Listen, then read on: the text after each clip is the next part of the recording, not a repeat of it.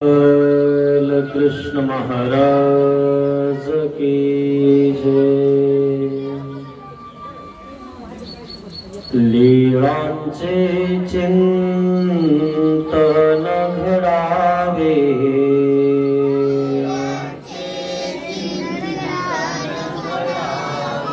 जीवनामुचे पावन व्हावे,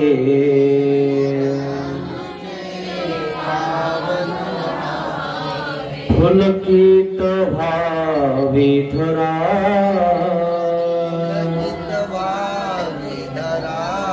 स्वामी श्री चक्रधरा।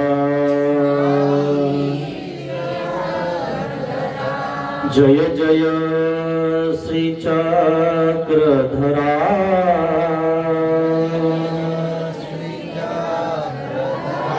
स्वामी श्री चक्रधरा।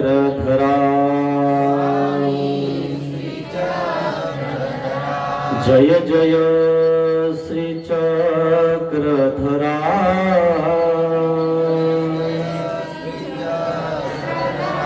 स्वामी श्री चक्रधरा, स्वामी श्री चक्रधरा।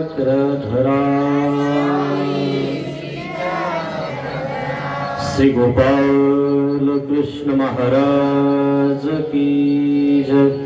दंडवत हो। महानुभाव शिदोरी आश्रम निपाणी,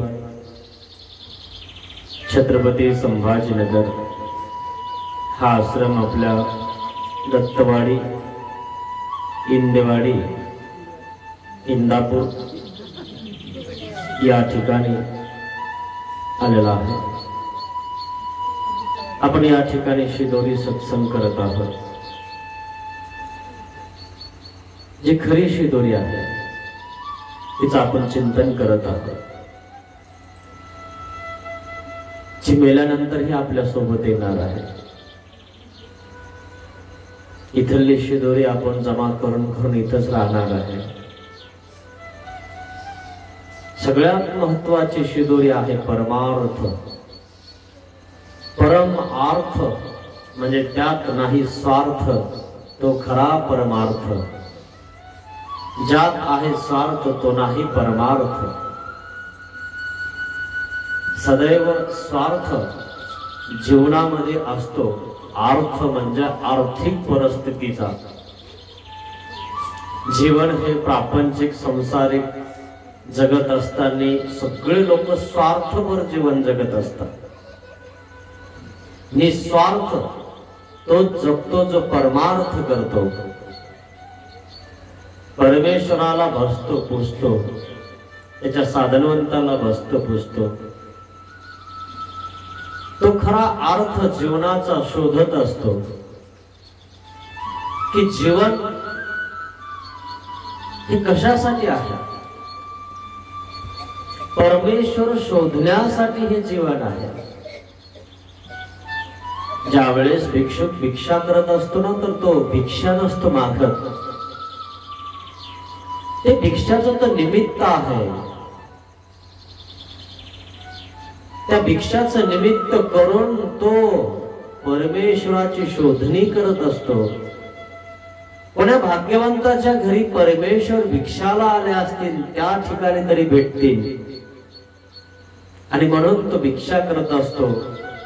खाण्यासाठी तुमच्या घरी तो येत नसतो। तो तुमच्या घरी कोण्या भाग्यवंताच्या घरी परमेश्वर भिक्षाला आलेला असेल। कोल्हापूरची भिक्षा, पंचाळेश्वरी भोजन, माहूरला निद्रा। काही सांगतात कधी कोण्या भाग्यवंताच्या घरी देव आले असतील, आपल्याला भेट देतील। तो शोधणी करत असतो। भिक्षुक म्हणजे शुकशुक करत असतो की मला परमेश्वर कधी मोक्ष देतील, कधी मला घेऊन जातील। हा त्याचा परमार्थ असतो। तो भिक्षुक आहे, तो साधू आहे, तो साधनवंत आहे। त्या परमार्गावर आपण असलं पाहिजे, त्याला भजलं पाहिजे, पूजलं पाहिजे. हे केव्हा घडतं माहितीये? जेव्हा तुम्ही मार्गाला लागता तेव्हा घडतं. आणि मार्गाला केव्हा लागतो माणूस? नामे वेद. वेद झाल्याशिवाय, आवडी निष्पन्न झाल्याशिवाय जीव मार्गाला लागत नाही. एखाद्याला नाम नाही तर मग तो कसा लागतो मार्गाला? स्थानवेद. स्थानावर जातो, तिथं त्याची श्रद्धा असते, तो मार्गाला लागतो. अजून कशा प्रकारे लागतो? मूर्तिवेद. मूर्ती म्हणजे श्रीमूर्ती, देवाला बघतो आणि वेदतो, मार्गाला लागतो. अजून कशाला वेदतो? मार्गवेद. यांनी तो मार्गापर्यंत पोहोचतो, पण मार्गात टिकतो कशाने? अस्तिपरी आचरतो कशाने?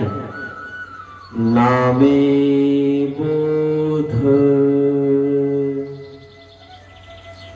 नामाने बोध होतो, आणि बोध असल्याशिवाय तो टिकत नाही. बोध म्हणजे काय? ज्ञान.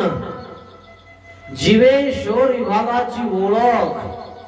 मी जीव हा परमेश्वर. जेव्हा त्याला कळते ना तेव्हा तो टिकतो धर्मावर, नाही तर तो धर्मावर टिकत नाही. इकडं काही तिकडं काही जात असतो. जसे वारं बदलतात ना तसे ते देव बदलत असतो, कारण त्याला बोध नाही अजून. म्हणून बोध सगळ्यात महत्वाचा आहे. ज्याला बोध झाला त्याचा जन्म आहे, ज्याला बोध नाही झाला त्याचा पशु जन्म आहे. जसे पशु मांजर सगळे जगतात ना तसे बाकीचे जगताय. अज्ञानाचे नि पसारे हा जणू सुखिया होणे असे. अज्ञानामुळे आपण प्रपंचात संसारात सुखी असतो, पण जेव्हा बोध होतो, ज्ञान होतो, तेव्हा त्याला इष्ट आणि अनिष्ट दिसायला लागतं. तेव्हा तो विचार करतो की आपल्याला इष्ट अंगवायचंय की अनिष्ट अंगवायचंय. तेव्हा तो मार्गाला लागतो. मग असा नामाने बोध होतो. कशा असतो? आणि म्हणून सांगत आहे, नाटो मे ग्रामी छिन्न पापी लिळेचे निन्याये. माहिम भट्टाची लिळेचे निन्याये. हेची केवी ना हस्तीचे निदुष्टांते. माहिम भट्टाची लीळा सांगत आहेत की माहिम भट्टाला बोध कसा दिला देवाने. महान असणारा, महाराष्ट्रामध्ये विद्वान असणारा माहिम भट्ट नावाचे सरालेकार, वैजापूर जवळ असलेलं हे सराले गाव आहे. सरालेकार त्यांना म्हणत होते. त्या सराल्याचे हे माहिम भट्ट आहे. माहिम भट्टाने सर्व शास्त्राचा अभ्यास केलेला आहे. 18 पुराण, 6 शास्त्र, 4 वेद, या सगळ्यांचा अभ्यास केला. पण एक शास्त्र अभ्यासायचं बाकी होतं, आणि ते महाराष्ट्रात अभ्यासता येत नाही. ते अभ्यास करण्यासाठी तेलंग देशात जावं लागतं, तिथं अभ्यासावं लागतं. मग महाराष्ट्रात का अभ्यासता येत नाही ना? महाराष्ट्रात अभ्यास जर त्या प्रभाकर शास्त्राचा केला तो कोड फुटतो, जिव्हा अटकते. आणि म्हणून तेलंग देशामध्ये शिकायला जावं लागतं. सर्व अभ्यास झालेला आहे माहिम भट्टाचा. प्रभाकर शास्त्र शिकायचं बाकी होतं, पण आपल्याला जर एखादी डिग्री घ्यायची असेल ना तर अमक्या अमक्या कॉलेजमध्ये जावं लागतं. मग जे इंजिनिअरिंग कॉलेज असेल किंवा MBBS असेल, अजून कोणतं असेल, त्या ठिकाणी जाऊन त्या कॉलेजची ती डिग्री, त्याच्यात नंबर 1 यावा लागतं. तेव्हा कुठं नंबर लागतो? नुसतं शिकल्यावर नंबर नाही लागत. जे शिकलेले ते इकडे तिकडेच फिरायला लागले. त्याच्यात कर्तृत्व करावं लागतं. आपल्या पेपरकडे बघून आणि मार्काकडे बघून आपल्याला त्यांनी घेतलं पाहिजे, न पैसे भरता आपल्याला बोलवलं पाहिजे. त्याला म्हणतात शिक्षण. शुद्ध लिखाण केल्यानंतर अशुद्ध लिखाण केली की समजून जायचं अर्धवट शिक्षणाचं लक्षण आहे. आणि म्हणून तेलंग देशामध्ये प्रभाकर नावाचं शास्त्र शिक्षण करण्यासाठी माहीम भट्ट गेले. ते प्रभाकर शास्त्र असं कोणालाही सांगत नव्हते. जे शिकवणारे होते त्याच व्यक्तीला सांगत होते, जो व्यक्ती आपण सांगितल्यानंतर डोक्यात ठेवल. जे शिकवणारे आहेत संत मुनी ऋषी, त्यांची एनर्जी ते का खराब करतील? एखाद्याच्या डोक्यामध्ये कचरा आहे आणि त्या कचऱ्यातल्या डोक्यांना आपण जर सांगायला लागलो, त्याच्या डोक्यात कचरा आहे ते काढायला तयारच नाही, तर आपली एनर्जी त्या डोक्यावाल्या सोबत, त्या खोक्यावाल्या सोबत, त्या कचऱ्यावाल्या सोबत का खराब करायची? आणि म्हणून ते कोणालाही शिकवत नव्हते. म्हणून आमच्या स्वामींना सुद्धा सांगितलेलं आहे की हे शास्त्र अर्थाप्रती बोलावे. ज्याला अर्थ आहे, ज्याला इच्छा आहे, ज्याला तळमळ आहे, त्याला सांगावं. नाहीतर लोहे पाणी गिळले होणे असावे. जसं गरम केल्यानंतर लोह पाणी गिळून घेत, तसा असावा आपण. रिकाम्या खोक्यात कचरा जमा करता लोक. तेलाच्या पुड्याचा खोक भेटत ना, ते आपलं संपलं की आपण त्याच्यात कचरा टाकत असतो. आपलं रिकामा डोक्यामध्ये कचरा असतो मित्रांनो. त्याला रिकामा न करावं देत जाऊ. त्याला चिंतनात ठेवत जा परमेश्वराच्या. ज्याच्या डोक्यात कचरा आहे ना, त्याला घेत नाही कोणी शाळेत, त्याला कोणी सांगत नाही. आणि म्हणून तेलंग देशामध्ये गेले. कोणाला ऍडमिशन द्यायचं, कोणाला शिकवायचं प्रभाकर शास्त्र, ते न पुस्तक परीक्षा घेत होते. नाही तर मेहंदीनं उडी मारले की मागचा उडी मारतो, तशांना शिकवत नाही ते. मग कोणाला शिकवतात?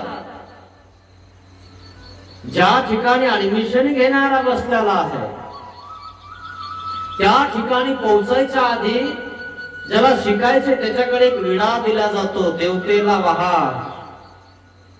देवतेला वाहत असताना देवतेच्या मंदिरात घंटा बांधलेला असतो. प्रत्येक मंदिरात असतो. देवतेला विडा वाहत असताना जर समजा तो घंटा डोक्यात नाही लागला तर समजायचं हे शिकणार डोक्यात आहे. नाहीतर शिकायला आलं, मंदिरात गेलं इडा घेऊन, मंदिरातला घंटा डोक्यात लागला. अरे हे डोक्यात नाही, हे खोक्यात आहे. कारण याला मंदिरातला घंटा दिसाना, याच्या डोक्यात लागतो. आणि आपण याला सांगितल्यानं काय लक्षात ठेवणार आहे? आणि म्हणून पुढच्याला ठेस मागचा शहाणा झाला पाहिजे. याला हुशारी म्हणतात. पुढचं गटांगळ्या खाऊन पडतं तरी मागचं शान होत नाही. हे फक्त शान स्वार्थासाठीच होत. इकडली जमीन हलकी आहे, इकडली चांगली आहे, मग मला थोडी जास्त द्या. तेव्हा कसं स्वार्थी होतो, तेव्हा कसं कळतं? असा प्रकारे ती ऐकी असते ना. जेव्हा कष्ट करून घ्यायचे असते ना, जेव्हा शिकायचं असतं ना, जेव्हा मेहनत करायची असते ना, तेव्हा हे शिक्षण करू लागतं, नको वाटतं. पण हे आधी कडू लागतं, पण नंतर इतकं गोड असतं ना की सगळे ज्याला शिक्षण त्याच्याकडे येत असतात. आणि म्हणून एक जणाकडे विडा दिला देवतेला वाहण्यासाठी, घंटा बांधलेला होता आणि तो विडा वाहण्यासाठी घेऊन गेला देवतेला आणि तो सरळच गेला, डोक्यामध्ये घंटा लागला. आणि मग जे ऍडमिशन करणार होता त्याने सांगितलं 1 महिन्यानंतर या ऍडमिशन करून घेऊ, तोपर्यंत जा. समजून गेला तो की आपल्याला ऍडमिशन दिलं नाही, आपल्याला बसू दिलं नाही. तुम्हाला माहितीये शाळेमध्ये गेल्यानंतर वर्ग तुकडी असते, अ ब क ड ढ है ना. ढ सगळ्यात ढ आहे, सगळ्यात शेवटी आहे. हे बरं एका वर्गात दुसऱ्यांना नुकसान करताय. नंबर 1 अ आहे, नंबर 2 ब आहे, नंबर 3 ड आहे आणि हे ठ आहे. 3च नंबर निघता कुठेही. जाऊ द्या, कसे का होईना घेऊन घ्या. जे ढ आहेत त्यांच्याकडे कोणी बघायलाही तयार नाही, कारण ते डोक्यातच नाही ना, ते फक्त स्वार्थी आहे. आणि म्हणून माईन भट्टाने बघितलं की डोक्यात त्याच्या घंटा लागला, म्हणून याच्यावर ऍडमिशन झालं नाही. आपल्याला हा घंटा डोक्यात लागू द्यायचा नाही, नाही तर आपलंही ऍडमिशन होणार नाही. ठेच लागल्यावर शहाणं झालं पाहिजे ना, तरी काही लोक शहाणे होत नाही. कधी शहाणे होणार आहे काय माहिती. घंटा बांधलेला होता पण घंटा मागे पुढे फिरत होता. माईन भट्टाने लक्षात ठेवलं की आपला विडा व्हायचा आहे, घंटाही वाजवायचा आहे आणि घंटा डोक्यातही नाही वाजला पाहिजे. घंटा ज्या वेळेस पुढे निघाला देवतेकडे तेव्हा घंटा वाजवला आणि तसाच विडा घेऊन पुढे गेला, तसाच ठेवला. मग आता वर डोकं करायचं की मागून पुन्हा घंटा डोक्यात बसेल. माईन भट्ट सावध होते, मागे पुन्हा घंटा येणार आहे आपल्या, है ना. आपल्याला मागचं दिसत नाही पण आपल्याला कळतंय ना हा घंटा झोका घेताय. आपण उभा झालो की हा आपल्या डोक्यात बसेल मागच्या बाजूनं, एवढं तर कळतं ना. पण काही लोक शुद्धीवरच नसतात, ते सरळच चालतात. माईन भट्टाने विचार केला, घंटा परत येईल, आपण विडा ठेवला की घंटा परत येईल आणि घंटा परत आलं की घंट्या सोबतच आपला मुंडकं वर करायचं. जेव्हा घंटा परत जाईल तेव्हा तसंच बाहेर जायचंय, पाठ सुद्धा मंदिरात दाखवायची नाही. घंट्यासोबत वापस गेले, पण थोडेसे खाली वाकले, वापस जायचे ना. आता चौकटीच्या बाहेर गेले आणि घंटा वरतून पुन्हा तिकडे गेला. जो ऍडमिशन करणारा होता तो म्हणला हा अधिकारी हुशार आहे, यांनी घंटा याच्या डोक्यात नाही लागू दिला. म्हणून हुशारी महत्वाची. लोक म्हणतात ना, काही लोक घुटण्यात असतात, म्हणतात सदा घुटण्यात नाही राहिलं पाहिजे, थोडंफार डोक्यात बी राहिलं पाहिजे. बळच कामाचं नसतं, शक्तीच कामाची नसते, युक्ती पण कामाची असते. युद्ध करत असताना युक्ती महत्वाची आहे, शक्ती नाही. हे ध्यानात घ्या कधी पण. पण तो ताठ जो चालणारा आहे ना, जो अभिमानी आहे ना, त्याच्या डोक्यात काहीतरी बसतच, त्याच्या डोक्याच्या वर कोणतरी भेटतच. हे असे जे ताट चालणार आहेत ना, मंदिरात आले की ताटच चालतात, ताटच राहतात, असे ताटच असतात कधी. म्हणून पूर्वीच्या लोकांनी मंदिराचे दरवाजे ठेंगणे केले होते, बारीक केले होते, छोटे. हे जे ताट चालणार आहे ना, यांच्या डोक्यात वरची चौकट लागली पाहिजे, ती दगडाची. म्हणून मंदिर छोटाले केलेले आहेत, मंदिराचे दरवाजे. वाकत नाही ना तू? नाही ना वाकत ते. अहो मंदिराच्या दरवाज्यात येईपर्यंत वाकत नाही. अहो जेव्हा त्याला ते लागताना ठसकन दिशी तेव्हा म्हणतात मग असं वाकत ना, खाली बघून वर बघून खाली बघत जाणार. सोबतचे सदा वरच बघता म्हणे तुम्ही सगळ्याच्या वर आहे मी असं म्हणता. देवाजवळ तरी नका म्हणत जाऊ. बसला डोक्यात हे खोक्यातले तसे माईन भट्ट नाहीये. असंही माईन भट्ट प्रभाकर शास्त्र त्या ठिकाणी शिकलेलं आहे. अभ्यास झाला, एकदम सुंदर असा अभ्यास केलाय. त्यांच्यासारखा विद्वान या महाराष्ट्रात कोण नाही. वैष्णव पंथाचे अभ्यासक माहीम भट्ट. तेलंग देश सोडला, महाराष्ट्रात आगमन केलं. ज्ञान हे वाघिणीचं दूध आहे, गुरगुर करायला लागतं. ते मांजरीन जर दूध पिलं आणि रात्री जर आपल्याजवळ येऊन झोपली ना, ती गुरगुर करते. ती वाघाची मावशी असते. मग वाघ किती गुरगुर करत असाल हे तुम्हाला माहिती नाही, कारण वाघाजवळ तुम्ही झोपू नाही शकत. पण मांजरीचं उदाहरण सांगितलं. महाराष्ट्रात आगमन केलं आणि ते ज्ञान गुरगुर करायला लागलं. मी माहिया, मी भूतळीचा सूर्य आहे. एक सूर्य तो वरती आहे, दुसरा सूर्य भूतळीचा तो मी आहे. असा अभिमान चढला डोक्यात.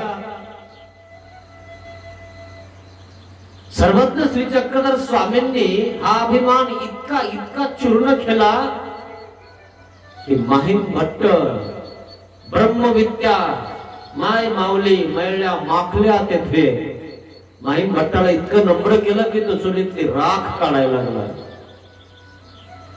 एक नागदेवाचार्य इतक्या रसातळाला गेलेला, सप्त दुर्व्यसन आचरणारा,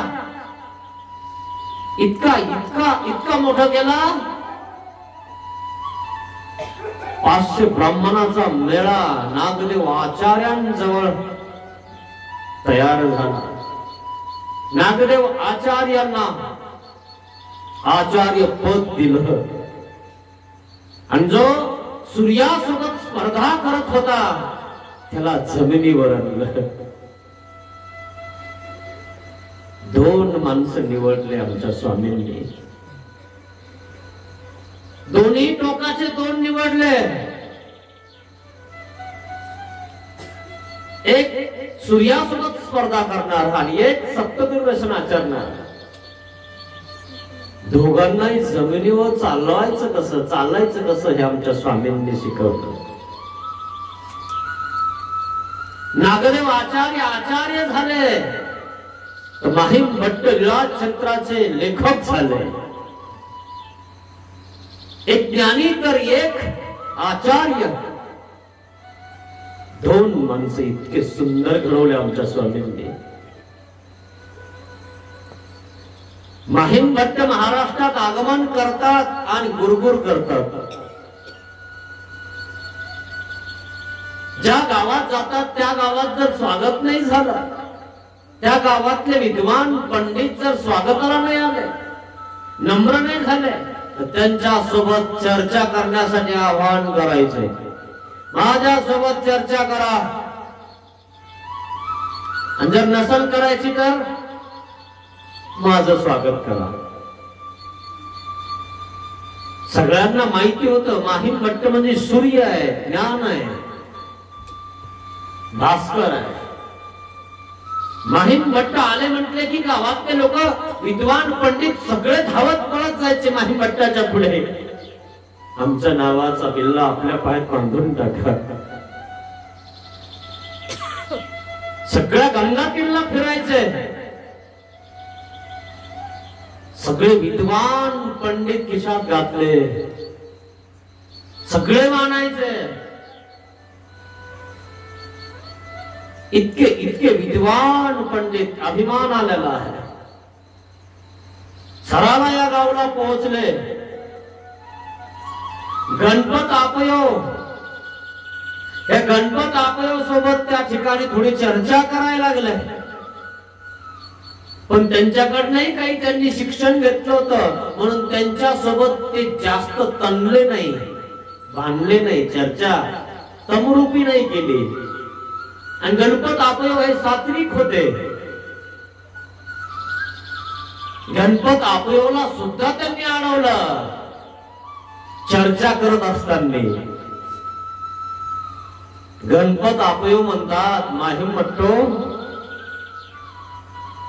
खूप विद्वान झाले तुम्ही. हो मग, अहो गंगा तीरला बस तुम्हीच एक आहेत, म्हणजे काहीतरी थोडेसे जाणते, आळू मळू पांढरट धरू. म्हणजे वाटोळ जेव्हा येते ना, त्या वाटोळीमध्ये सगळे पाला पाचोळा उडून जातो. थोडासा जडजड असला की तो राहतो, पण तो सुद्धा असा इथून थोड्या मारतो. तसे तुम्ही थोडे हाय, बाकी सगळे उडवले म्हणे मी, पायात बांधलेत. गणपत आपले म्हणतात, ठीक आहे, एक काम करा, कमलपूर, डोमेग्राम, आजचं कमलपूर, या डोमेग्रामला सर्वज्ञ श्री चक्रधर स्वामींचं वास्तव्य आहे. त्यांच्या सोबत जर तुम्ही चर्चा करणार ना, तर समजायचं की तुम्ही जे शिक्षण घेतलंय त्याचं फळ झालं. असं काय जाणतात ते, कोण आहेत ते मुनी आहेत. स्वामी त्यांना म्हणतात. श्री चक्रधर स्वामी त्यांची नाम संज्ञा आहे. असं कोणत्या भाषेत बोलतात, कोणती विद्या त्यांना येते, किती विद्याचा त्यांनी अभ्यास केलेला आहे, किती भाषात ते बोलतात, एवढं तर मला माहिती नाही. पण ते मराठी खूप सुंदर बोलतात. जीवाची अविद्या छेद करू जाणतात. जीवाला अनादी काळापासून जी लागलेली अविद्या आहे ना, तिचा छेद कसा करायचा ते सांगतात. मराठी बोलतात. हो, कसे बोलतात, सुंदर मराठी बोलतात, शुद्ध बोलतात. आणि ही मराठी भाषा सर्वज्ञ श्री चक्रधर स्वामींच्या काळातली आहे. 1100 सर्वज्ञ श्री चक्रधर स्वामींनी सांगितलेली भाषा आहे. आपल्याला वाचायचं तर वाचता येत नाही व्यवस्थित. त्या भाषेत स्वामी मराठीत सुंदर बोलतात. ठीक आहे, ठीक आहे. ज्या वेळेस तुम्ही जाणार ना डोमेग्रामला, त्यावेळेस माते घेऊन जा, मला घेऊन जा, आम्ही त्यांच्या सोबत चर्चा करणार. हेच राहिले का गंगा तीरला हरवायचे? माहितीच नाही मला. बरं झालं तुम्ही सांगितलं. ठीक आहे, जेव्हा जाणार तेव्हा आम्ही तुम्हाला सांगणार की स्वामींच्या दर्शनाला आम्ही जाणार आहे, तुम्ही चर्चा करायला जा. गणपत आपयोना स्वामींचं गुणानुमोदन केलेलं आहे. माहीम भट्टाला थोडी दचक बसली. गणपत आपयोनं जर स्वामींचं नाव व्यवस्थित घेतलं, चांगले सुंदर मराठी बोलतात, ज्ञानी आहेत असं जर म्हटलंय, तर काय सांगता. आणि म्हणून माहीम भट्ट काय करत आहेत, अभ्यास करत आहेत कूट प्रश्नांचा, की स्वामींना आपल्याला अडवायचं आहे. कारण आपण जर कूट प्रश्नांचा जर अभ्यास नाही केला, जर त्यांनी तेच आपल्याला केले तर, आणि आपल्याला नाही आले तर, आणि त्यांना आपण बोललो आणि त्यांनी उत्तर दिले, आणि आपण जर कुठ प्रश्न केले आणि त्यांना उत्तर नाही देता आलं तर मग आपण जिंकणार. ज्या वेळेस माहीम भट्टाने ऐकलं सर्वज्ञ श्री चक्रधर स्वामींचं नाव तेव्हापासून खूप प्रश्नांचं घोप करायला लागले, मनन करायला लागले. जर स्वामी असं बोलतील ना तर मी असं बोलेल, आणि त्यांनी जर असं बोललं ना तर मी असं बोलेल. ते जर असा आक्षेप करतील तर मी असा परिहार करेल, आणि ते जर असा परिहार करतील तर मी असा आक्षेप करेल. साधक बाधक अशा प्रकारे मी चर्चा करणार. जर ते मराठीत बोलतील तर मी संस्कृत मध्ये बोलेल. त्यांना मराठीच येते. अरे पण ते सर्वज्ञ आहेत. सर्वज्ञ या शब्दाचा अर्थ असा होतो सर्वज्ञ. ज्यांनी सर्वाचा अंत केला तो सर्वज्ञ. ज्याला आदि नाही, मध्य नाही, अंत नाही तो सर्वज्ञ. मग कशाविषयी? गुणाविषयी, शक्तीविषयी, मग सगळ्याविषयी तो सर्वज्ञ आहे. जाणत्याविषयी, सगळ्याविषयी. सर्वज्ञ नाव फक्त परमेश्वराला आहे मित्रांनो. सर्वज्ञ जर कोणी कोणाच्याही गाडीवर जर बघितलं ना तर तुम्ही डोळे झाकून म्हणणार की हा महानुभाव पंथाचा आहे. कोणाच्याही गाडीवर असो, कोणाच्याही घरावर असो, तुम्ही लगेच म्हणणार हे महानुभाव पंथाचं घर आहे. सर्वज्ञ ते त्यांच्या देवाचं नाव आहे. त्या श्रद्धेमुळे ते लावतात की हे आम्हाला आमच्या देवाने दिलेलं आहे, हे आमच्या देवाचं घर आहे सर्वज्ञ. आणि म्हणून माहीम भट्ट विचार करत होते जर मराठी बोलत असतील तर मी संस्कृत बोलेल. पण देव संस्कृत तर इतकं सरळ आणि शुद्ध बोलायचे. मग जर ते संस्कृत बोलतील तर मी गुजराती बोलेल. माहीम भट्ट काही एका भाषेत नव्हते बोलत, अनेक भाषात त्यांना अभ्यास होता. जसा द्वापर युगामध्ये श्रीकृष्ण भगवंत होते, 14 विद्या 64 कला, तसा अर्जुन पण होता. शर सांगलिया ऐशिया शंका. शिष्य तसाच होता, एकामागं एक प्रश्न करत होता श्रीकृष्ण भगवंताला. मग देवही तसाच होता, एकामागं एक प्रश्नाचं उत्तर देत होता. शर सांद्रिया ऐशिया शंका.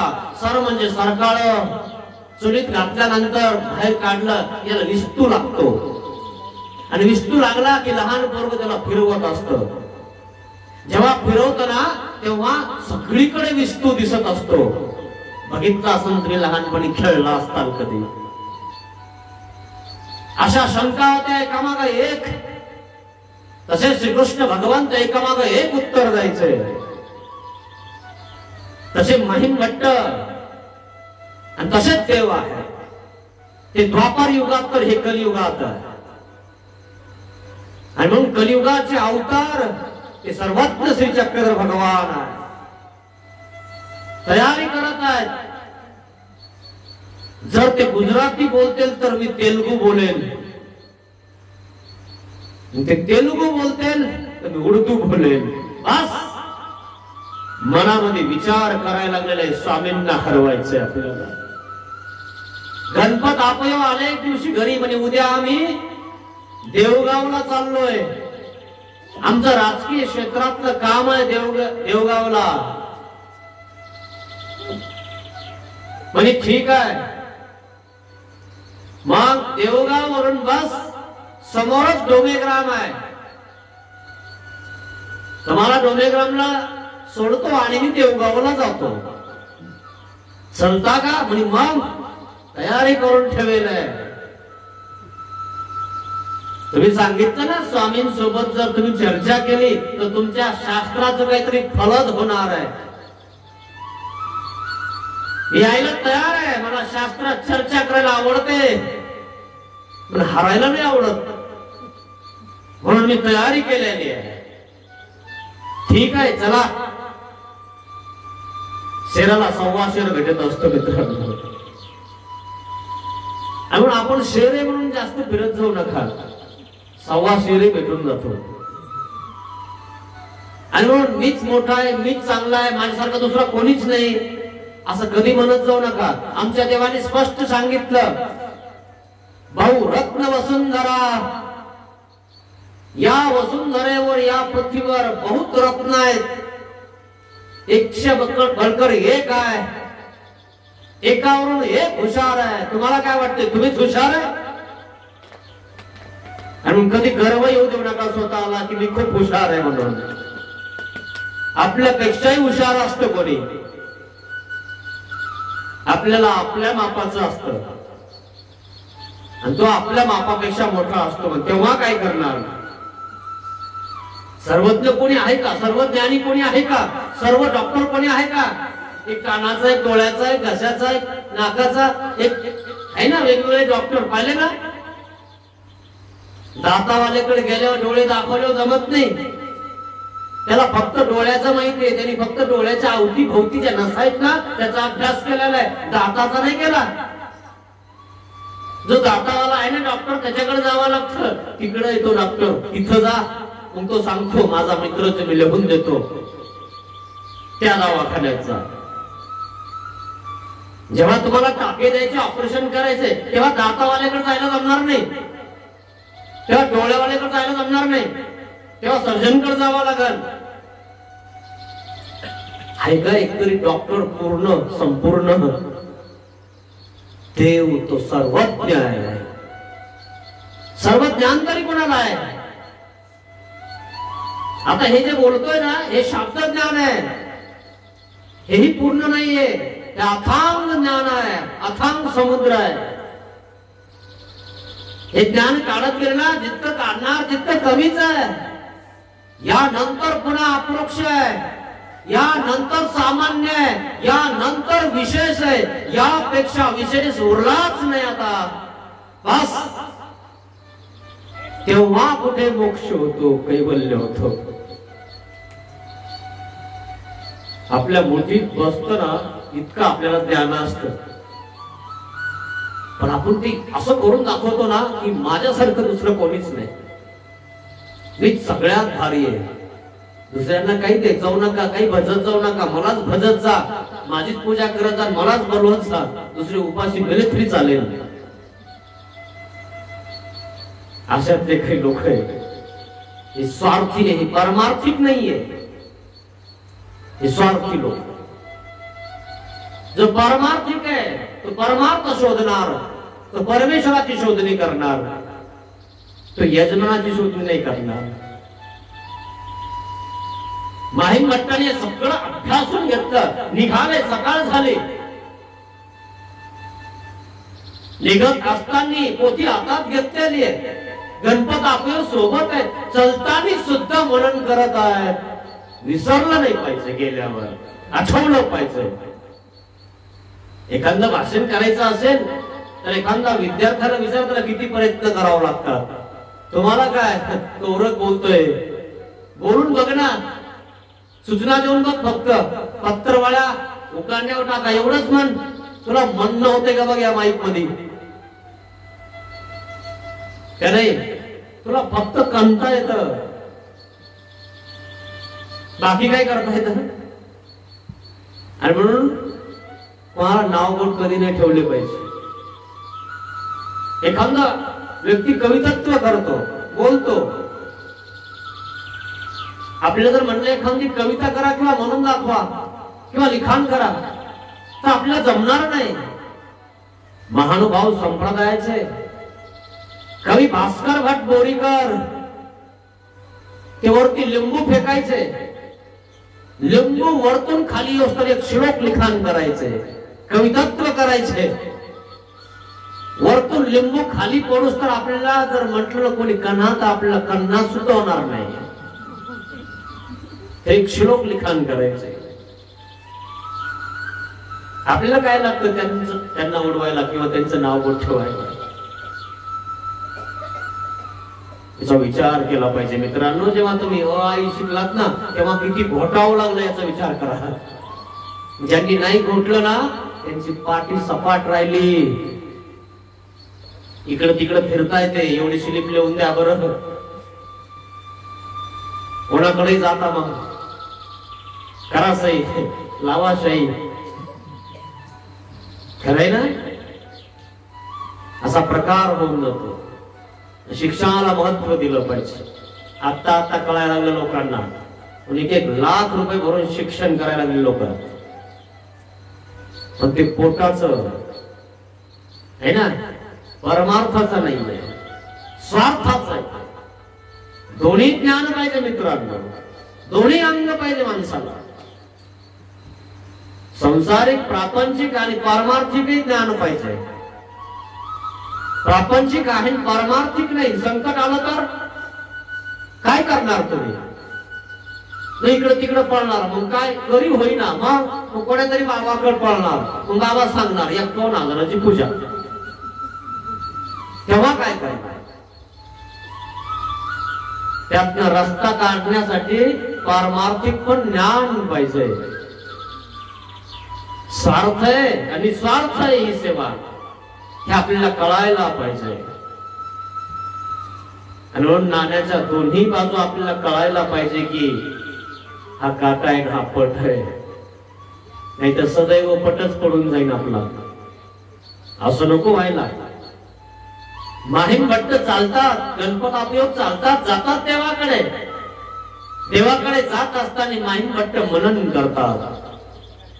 कूटनीती, कुठ प्रश्न अभ्यास करताय. देवगाव जवळ आलं, भामाठाण जवळच आहे. भामाठाणला आपलं एक स्थान आहे. हमरापूरच्या पुढे भामाठाण आहे. ते गावात उठलेलं आहे, पण तिथं आपलं मंदिर आहे. भामाठाणला पिंपळे वामन भट्ट राहत होते. पिंपळे वामन भट्टाकडे हे गेले. चहा पाणी झाली, सगळं झालं. पिंपळे वामन भट्ट गडबड करत होते. दुर्डी आणलेली आहे, दुर्डीत शिदोरी बांधलेली आहे. कशाची गडबड आहे? स्वामींना माझा उपवार आहे, स्वामींना मला भोजन घेऊन जायचंय, मी दंडवत लागलेला आहे स्वामींना. पूर्वी दुर्ड्या होत्या, त्या शिक्यावर ठेवल्या जायच्या. दुर्डी कधी उपाशी नव्हती राहत, त्याच्यात एक कोरभर भाकर ठेवल्या जायची. माहितीये तुम्हाला? आता दुर्डी असले रस्ते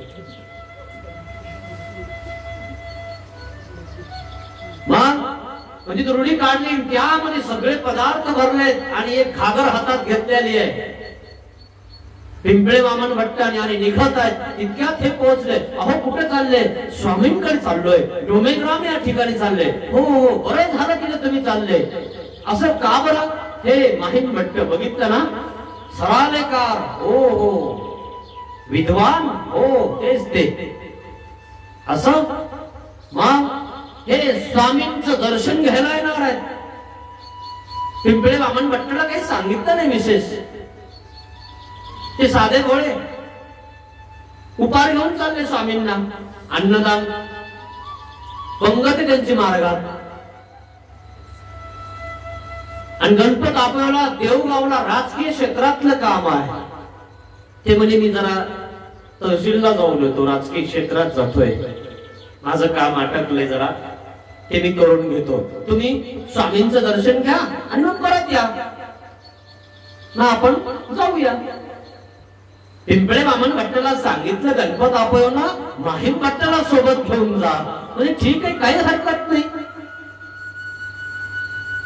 माहीम भट्ट तयार झाले. ठीक आहे, काढली पोथी व्यवस्थित. आता जवळ आलो आपण. पिंपळे वामन भट्ट पोहोचले. स्वामींचा अवसर होत होता. एकदम सुंदर असा अवसर चालू आहे. पिंपळे वामन भट्टाने तो उपहार वगैरे पैसाकडे दिला, भानवसात ठेवला. पैसाने पदार्थ निवडले, ताट केलं, सगळी व्यवस्था केली. आणि देवाचा अवसर चालू आहे.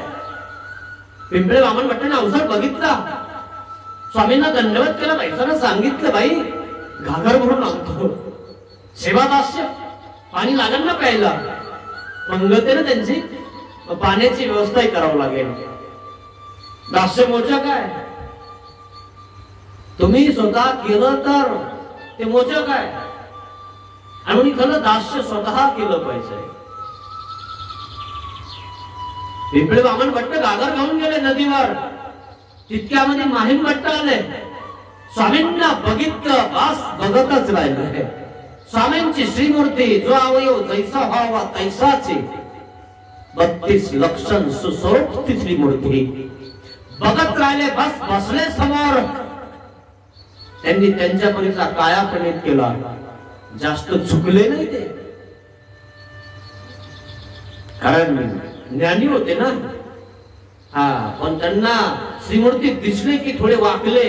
नाही, आहे काहीतरी दैवी शक्ती आहे, तेज आहे श्रीमूर्तीवर, तेज आहे. झुकले, बसले, बघतच बसले. जे पाठ करून आले होते, जे विचारायचं होतं ते विसरूनच गेले. विसरावं नाही म्हणून किती प्रयत्न केले. वाटाने भोगत होते, वाटाने मनन करत होते, परंतु स्वामींना बघितलं आणि विसरूनच गेले. पिंपळे वामन भट्ट आले, घागर भरून ठेवली. बाईसा वगैरे तयारी करते, भक्तजन बसले. अवसर झालेला आहे. स्वामी पुढे माहीम भट्ट बसलेले. ते बोलायलाच तयार नाही. ते बोलायला आले ना, चर्चा करायला आले ना, बोला की मग आता, पण बोलच ना. आता स्वामी तर सर्वज्ञ आहे, सर्व जाणतात, तो सर्वज्ञ आहे. स्वामीला माहिती यांच्या अंतःकरणात काय चालू आहे, कशासाठी आले होते. गंगातीरला सर्वज्ञ श्री चक्रधर स्वामी अविद्या छेद करू जाणतात, हेच राहिले नाहीत म्हणे. आता बाकी सगळे गंगातीरचे तर खिशात घालेले नाही, तोडे बांधलेले, त्याच्यासाठी आलेले. पण स्वामींना बघितल्यानंतर ते सगळं विसरून गेलेले. बाईसा आली, सगळे बसलेले, कोणीच बोला ना. स्वामींनीच विषय केला. स्वामीच म्हणतात, विद्वान पंडित माहीम भट्ट तुम्ही आहात. आपल्या शास्त्रामध्ये संस्कृती छेद होय ऐसी काही प्रचिती आती. संस्कृती म्हणजे या बंधनातून मुक्त होण्याचं आपल्या शास्त्रात काही सांगितलंय का. सावध झाले ते. हा, ते काय म्हणतात, तुम्हाला एवढं माहिती नाही. गंगा तीरला तुम्ही राहता आणि तुम्हाला एवढं माहिती नाही की संस्कृती छेद होय ऐसी काही प्रचिती आती. म्हणजे आती ना, मग कशी आती तुम्हाला माहित नाही का. परत प्रश्न केला माहीम भट्टाने. बाईसाला आवाज दिला, बाई ब्राह्मण काय म्हणतोय. बाईसा धावत पळत आली. बाबा, ब्राह्मण दैवाचा आहे, भाग्याचा आहे. आपलं दर्शन झालं त्याला, काय भाग्यवान आहे तो. बाई तसं नाही, आम्ही त्यांना असा प्रश्न केला तर आम्हाला तो म्हणतो तुम्हाला आतापर्यंत टाइम नाही भेटला, तुम्हाला माहित नाही. बाईसानी पदर काढला, कमराला खोसला. तुहा मळा बांधो टुनटुन वाजत मसनगरी घेऊन जाऊ म्हणे. आमच्या बाबावर तुझ्यावर श्रद्धा नाही. बाईसानं माहीम भट्टाला शिवी दिल्या बरोबर माहीम भट्टाचा जो गंज होता, जो खता होता, तो चटकन जशी त्या ठिकाणी गळून पडला. अरे बोला, ही बोलते. आजपर्यंत मला कोणी बोलला नाही. इथं तर सरळ बोलली, आली की लगे 15 कंबर खोसून लगे मला बोलून दिला. बोलल्या बराबर जो खता होता, जो गंज होता, तो गळून पडला. माहीम भट्ट सावध झाले. आपल्या इथं देवाला थोडं इकडे तिकडे बोलायला जमत नाही. बोललो तर लगेच देवाचे शिष्य लगे बोलायला लागतात. बाईसा भिडली रे चांगलीच. तुझी श्रद्धा नाही, भाव नाही. बाई बस करा. नाही नाही बघू नाही, बस करा. बाई तुम्ही काय केलं, तुम्ही आम्हाला पाय पुसणे बसायला टाकलं.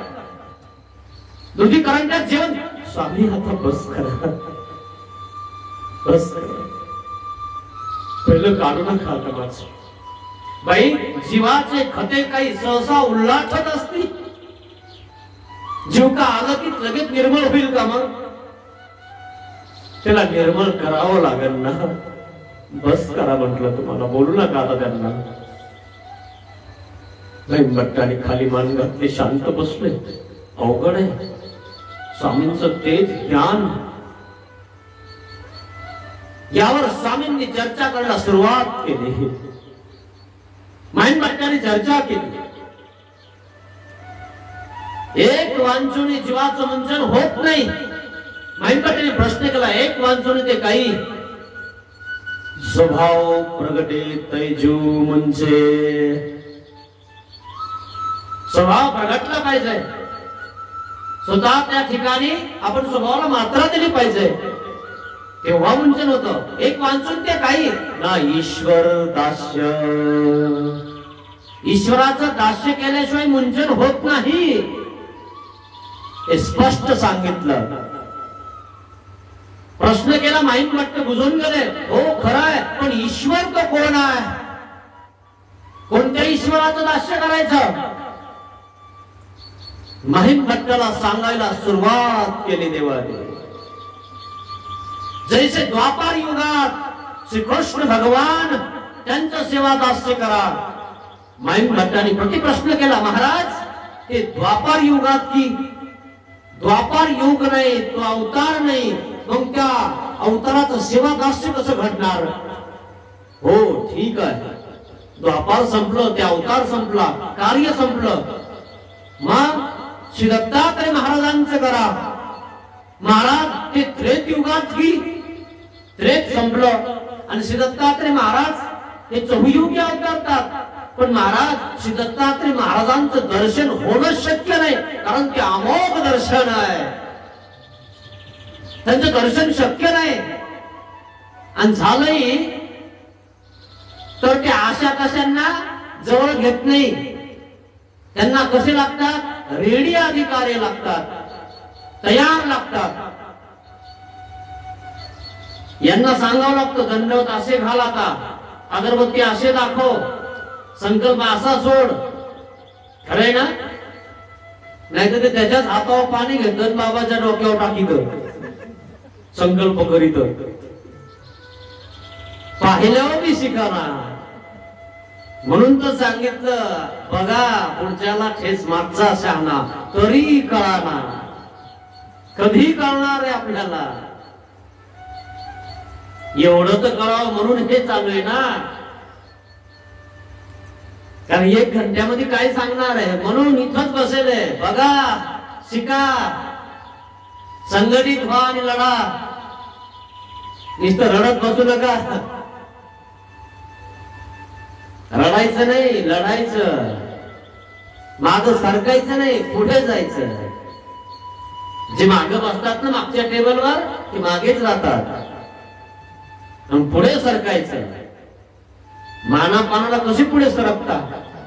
माझं नाव नाही घेतलं म्हणता, मला नाही बोलवलं वर. आतापर्यंत मागे बसून होता तेव्हा नाही म्हणला, आला नाही, बघितलं नाही, केलं नाही, धरलं नाही, तेव्हा कुठे होता? हारच घाला वाटतो का फक्त? मानच घ्यावा वाटतो का फक्त? कर्तृत्ववान पुरुषाचं नाव घेतलं जातं मित्रांनो. जे कोपऱ्यात बसतात त्याचं नाही, कर्तृत्व करा. कर्तृत्वाला महत्व आहे. म्हणजे महाराज श्री दत्तात्रय महाराजांचं दर्शन शक्य नाही, त्यामुळे दर्शन आहे. सांगितलं द्वारावतीला श्री चक्रपाणी भगवंताचा अवतार आहे. म्हणजे महाराज ठीक आहे, पण त्यांनी कामाख्या निमित्त विजय केले. भट्ट हुशार होते, त्यांना माहिती होतं की हात योगिनी कामाख्या होती, आणि त्या कामाख्यामुळं श्री चक्रपाणी भगवंताने पूर टाकलेला आहे. महाराज तेही अवतार नाही. आत्ताच तो रुद्रपुरी श्री गोविंद प्रभू महाराज त्यांचं सेवा दास्य करा. म्हणजे महाराज अबोलणी मूर्ती, त्यांचं सेवा दास्य करणं एवढं सोपं नाही. जर थोडं काही चुकलं आणि थोडं काही नाही केलं की हातात नारळ गतीनं कधी अंतिम सांगता येत नाही आणि मग आम्ही तिथे टिकणार नाही. दामोर्त देऊळवाड्याला राजा होता तो. तिथं श्री गोविंदप्रभू महाराज होते. काहीतरी सांगितलं श्री गोविंदप्रभू महाराजांनी, ते दामोदराने ऐकलंच नाही. नारळ घेतलं मारलं, भळा रक्त. सैनिक जवळ आले, महाराज स्वामींनी मारलंय ना, माझा कर्म नाश झाला. तुम्हाला नुसतं चक म्हणलं नाही म्हणलं की निघाला. मी आमका मी तमका मी आमका पाटील आहे, मला काय कमी आहे. कशाला आला होता इकडे? तू अजून या अंगातलं गेलंच नाही तर खरंय ना. पहिल्या बॉल मध्येच घरी. खरंय ना मित्रांनो, रडायचं नाही, लढायचं, पण लोकांसोबत नाही, स्वतःसोबत. रात्रंदिवस आम्हा युद्धाचा प्रसंग. काय रात्रंदिवस संतांना युद्धाचा प्रसंग आहे. जन आणि मन. रात्री मनाला समजावून सांगावं लागतं आणि दिवसा लोकांसोबत नीट राहावं लागतं. नाही जर लोकांसोबत नीट राहिलं आणि लोकांदेखता जर तुम्ही जर तुमच्या हातावर जर तंबाखू चोळायला लागले तर काय अर्थ आहे? लोक काय म्हणतील, काय शिकवताय? होईल ना असं. जन समुदायाला दिवसा सांभाळावं लागतं आणि रात्री मनाला सांभाळावं लागतं. रात्रंदिवस आम्हा युद्धाचा प्रसंग. जन आणि मन समजावत राहावं लागतं. त्याला युद्ध आहे त्याचं. तुम्ही काय युद्ध करता? अरे माणसाला कोणासोबत मारायचं तुम्ही मारून टाकणार, पण स्वतःच्या मनाला समजावून बघा, समजल्या जाते का तर, आवडल्या जाते का तर. मन वढाळ आहे. कधी ज्वारीत जाईन तर कधी तुरीत जाईन तर कधी बोरात जाईन तर कधी हे खाईन तर कधी ते खाईन. या गावाला जाईन तर त्या गावाला जाईन. कसं धरायचं याला, कसं वाढायचं याला. म्हणून आमच्या श्रीकृष्ण भगवंताने सांगितलं, चंचलम हे मना कृष्ण प्रमाथी बलवत दृढम. हे कुंती पुत्र अर्जुना, हे चंचल मनाला तू आवड. महाराज हे चंचल मन आहे, हे अशक्य. याला जवळ करणं, याला काबूला करणं शक्य नाही. महाराज एखाद्या वेळेस हवा एखाद्या फडणीत भरता येईल, पण मनाला एका जागेवर ठेवता येत नाही. महाराज देव म्हणतात अशक्य नाहीये, शक्य आहे. कुंती पुत्रा अभ्यासेन तू कोणते, अभ्यास कर, चिंतन कर, वैराग्य कर. कसं तुझं मन तुझं ऐकत नाही बघ. तू मनाचं ऐकू नको. तू मनाला सांग आपल्याला हे करायचंय. तू राजा आहे, मन तुझा नौकर आहे, पण तुम्ही मनाचे नौकर आहे.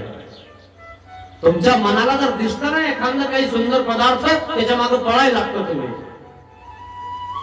पण जो ज्ञानी आहे, ब्रह्मविद्या जाणताय, तो त्या जीवाला ज्ञान आहे, तो सांगतो त्या इंद्रियांना, हे बघ इकडं पळायचं नाही. त्याला समजावतो तो. डोळ्याने जर त्याला दिसलं काही तर तो म्हणतो अरे चला जलशी चालले. तो सांगतो रथात बसल्याला जीव त्याला, हे बघ इकडं नाही वळवायचा रथ, इकडं वळव. आपल्याला संतांच्याकडे जायचंय, संताकडे जायचंय. आहे ना सर. पंच ज्ञान इंद्रिय म्हणजे पंच घोडे आहेत. 5 घोडे रथाला असतात. आणि जो रथ चालवतो ना तो मन आहे, आणि जो रथात बसलेला आहे ना तो जीव आहे. ना सर. डोळे जे बघतात तिकडे धावतात. कासरा कोणाच्या हातात आहे? मनाच्या. सांगणारा मागचा राजा आहे इकडं, पण तो राजा नसेल, अत्याचारी असेल, औरंगजेबासारखा असेल तर त्याची काही गैर राहणार नाही. म्हणून सावध व्हा मित्रांनो, मनाचे राजे व्हा. मनाला तुम्ही चालवा, मनाने नका चालू तुम्ही. आणि तुम्ही मनाला चालू शकत नाही, त्याला ब्रह्मविद्येची जोड द्यावा लागणार आहे, तेव्हा ते मन चालणार आहे. अशा प्रकारे ते ब्रह्मविद्या शास्त्राचं चर्चा मंथन महिम भट्ट करत आहे. श्री गोविंद प्रभू महाराज म्हणजे महाराज अबोलनी मूर्ती आहे, त्यांचं सेवा दास्य करणं शक्य नाही. देवाने मांडी थापटून सांगितलं, आता चेतव हे कलियुगाचे अवतार श्री चक्रधर भगवान, आमचं सेवा दास्य करा. आणि मग पूर्वी सांगितले, पूर्वी सृष्टीमध्ये कवने करणे म्हणजे जे ना एके परमेश्वरे विना, तोच परमेश्वर निर्वेवो निराकारो असे, परिकृपा वसे सावेवो साकारो होय, अवतरे आपुले सन्निधान दे ते दास्यमोचका. हे दास्यमोचक आहे, ते दास्यमोचक म्हटलं. बोध झाला नामे बोध, माहिम भट्ट बुजोनी गेले. माहिम भट्ट बुजून गेले. माहिम भट्ट नम्र झाले, ज्ञान झालं. हा देव मी जीव. आधी माहिम भट्ट काय म्हणत होते, मी जीव मीच देव. आता हे देव मी जीव. तसंच झालं श्रीकृष्ण भगवंताचं. अर्जुन काय म्हणायचा, जीव तोच ईश्वर, ईश्वर तोच जीव. नर नर कर्म करे तो नर का नर नारायण बन जाए. चांगले कर्म करा, चांगला राहा, मस्त राहा, काही करायची गरज नाही असे काही विचार आहेत लोकांचे. काही संन्यास गिन्यास घ्यायची गरज नाही म्हणे, फक्त चांगलं राहा. आपणच देव आहे, शेवटी आपणच देव होऊन जातो. तू देव झाला असताना इकडे तिकडे खायला फिरला असता, कशाला कोरोनात पळाला असता इकडे तिकडे, नाही ना. पण नाही ना तू. माहिम भट्टाला ज्ञान झालं मित्रांनो. माहिम भट्ट नम्र झाले म्हणे, महाराज आता सेवा दास्य करायचं. विचार करायला लागले, आले हरवायला पण गेले हरवून गेले. यावर चर्चा झाली. अनुसरल्याचा देव, अनुसरल्या वांचून देव होत नाही.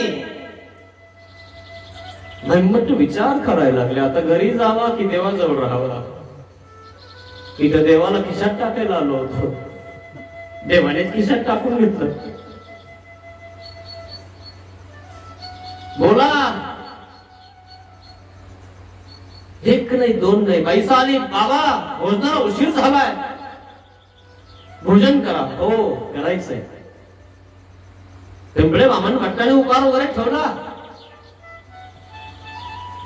आणि मग बसले सगळे. बाई बोलू द्या, चर्चा करू. नाही महाराज उशीर होतोय. आणि मग चर्चा बाजूला ठेवली. भोजन आणलं, उपहार आणला, उपहार देत आहेत. माहिम भट्ट वाट बघत बसले, मला देव प्रसाद देतील का ताटातला. देवाने प्रसाद माहिम भट्टाला दिला. घ्या. माहिम भट्टाचा सगळा अभिमान चकमा चूर झाला. माहिम भट्ट नम्र झाले, स्वामींचे श्री चरण धरले, स्वामींसोबत भोजनाला बसले. पिंपळे वामन भट्ट म्हणतात, आवरलं ना, चला. तरी उठवणार. थोडा वेळ बसले, पुन्हा ते म्हणतात, चला ना, जायचंय आपल्याला. जाऊ ना. त्यांना जावा वाटाणा, निघाव वाटाणा. देव म्हणतात पिंपळे वामन भट्टाला, आम्ही बोलावला नाही, आम्ही पाठवणारही नाही. त्यांच्या मनावर राहू द्या. त्यांना थांबा म्हटलं तर थांबू द्या. यायचं असेल तर येऊ द्या. तुम्ही तो बघा. पिंपळे वामन भट्टाने आपली घागर घेतली. त्यांना वाटलं माईन भट्टाचं यांची चर्चा चालू आहे. माईन भट्टाला पटलंय आता हा काही येणार नाही. आपली घागर घेऊन आपण निघा. आपल्या घागरीत अजून काही नाही. देवाचं पाणी भरलं तेवढंच. ते तरी बरं आहे. तेवढं तरी भरताय. काही लोक फक्त शेतात पाणी भरतात. देवाच्या दर्जात किंवा देवाचं सेवादास्य परमार्गाचं सेवादास्य बिलकुल नाही. कधी कुठीला हात लावणार नाही.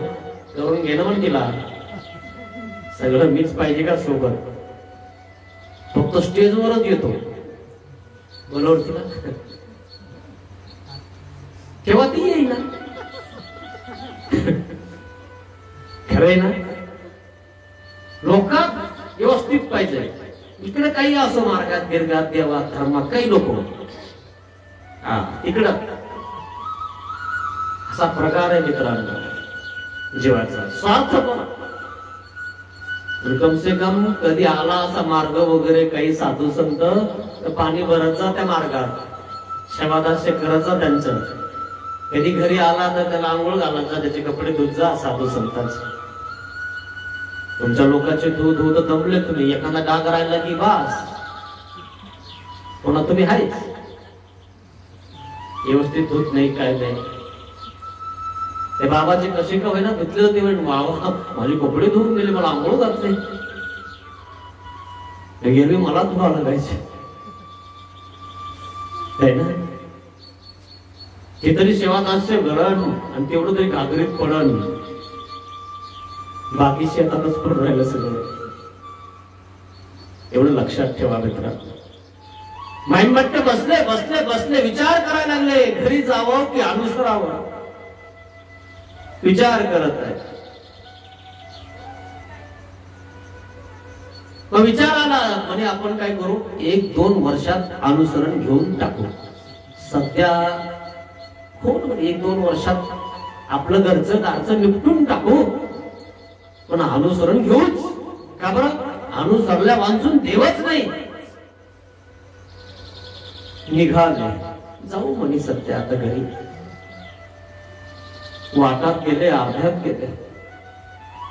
2 वर्ष आपण जिवंत राहणार. काय सांगता गुचकी आली. अटॅक आला गेलो तर अनुसरण राहून जाईल. दीक्षा राहून जाईल. तेव्हा भेटणार नाही. मग करायचं काय. नाही म्हणे बस 1 वर्षात किंवा 6 महिन्यातच आपण आवरून टाकू सगळं. 6 महिने कोणी देखील गेले. समोर गेले. नदीच्या काठावर भैर भूमिकेला बसले. बाहेर बसले. ढेकळ हातात घेतला आणि नदीला थोडासा पूर आलेला होता. थोडीशी एक लाट आली. लाटेचं पाण्याचा एक थेंब उडाला. बाहेर भूमिकेला बसले होते. बाहेर देशेला बसले होते आणि तो थेंब त्या ढेकळावर पडला. ढेकळ फुगला. ढेकळ फुगला हातात धरला की तो विघळून गेला. तैसेची देह की. हे मडकं मडक्यात पाणी आहे म्हणजे जीव आहे. जर मडकं वरतून खाली पडलं की फुटलं. कपाळ मोक्ष होतो ना कधी कधी. वरतून उड्या मारता हे पळापळी करणारे. देवासाठी नाही पळत कोणी है ना. पळालं का कोणी देवासाठी. संत मीरा गेली. बाईसा आली. रुक्मिणी माता आली ना देवासाठी. असं कोण आलं. वय झाल्यावर मी जर तुम्ही इकडे यायला लागले ना लोक काय म्हणतात माहिती. कोण आहे रे तिला दीक्षा देत बघावं का त्याची. तू दीक्षा घेते लय देव करणार आहे का. याला करायचं नाही आणि हिला करू द्यायचं नाही. आणि जेव्हा हा जातो तेव्हा हे काय म्हणते, मला सोडून कधी जाता बघू ना. हा उगत एवढं दिले का माय बापाने, आहे ना बांधलेले सगळे कर्मानुबंधीनी मनुष्य लोक आहे. प्रत्येक माणूस बांधलेल्या खोट्याला. तुम्ही सुटायचा प्रयत्न केले की ते आखडता आणि ते सुटायचा प्रयत्न केले की तुम्ही आखडता. बघा फक्त नाटक करून जमतंय का. नुसतं म्हणा मी जाईल, पोथीला येऊ देणार नाही उद्या. हा त्या बाबाची पोथी नाही काय करू. वा रे वा.